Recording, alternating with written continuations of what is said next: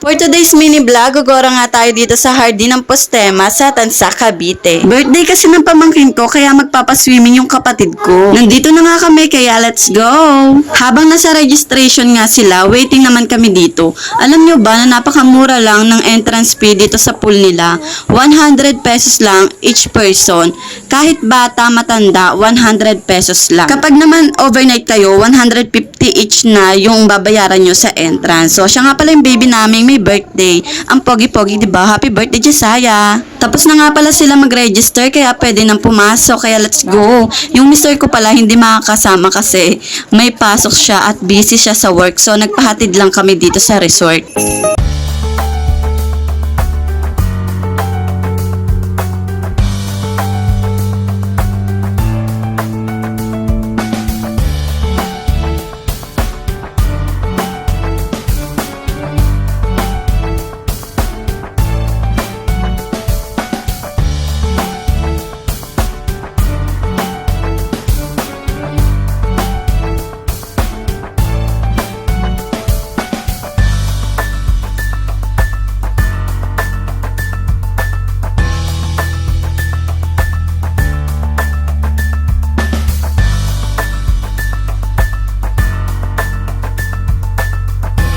Pagkadating nga namin sa cottage namin, ito namang si Prince nagmamadali at gusto niya na daw maligo. Kaya nilagyan ko na siya sa mukha at sa katawan ng sunscreen. Pagkatapos nga ay binihisan ko na rin siya ng kanyang pang swimming. After nga ng kuya niya, ito namang bunso ang aking asikasuhin. So nilagyan ko na rin siya ng sunscreen. Pagkatapos bibihisan ko na rin siya ng pang swimming niya. Buti nga hindi pa masyadong naglilikot itong si Primo sa stroller niya. Kaya hindi pa ako nahirapan magbihis sa kanya. Tapos ito namang si Prince lapit ng lapit, pinipilit ako na maliligo na daw siya. Sabi ko naman, kumain muna bago magtampisaw sa swimming pool. Kaya ayan, kumakain naman siya. Then, ayan yung pool nila.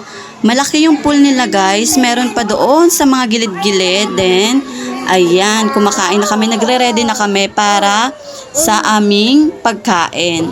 Then, meron silang video, okay, may bayad ata yan. Then, si Papa nakaupo dyan.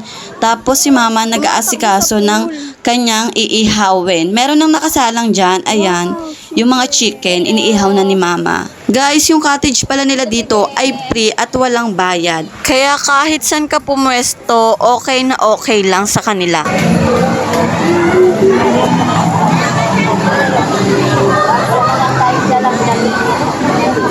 Shh, dito lang!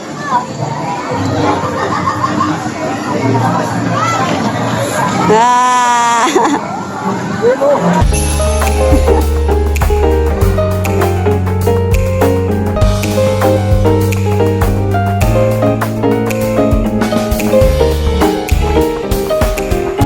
Eto nga na naman tayo sa mga salbabidang walang pangbomba, kaya for the ihip ang mami nyo.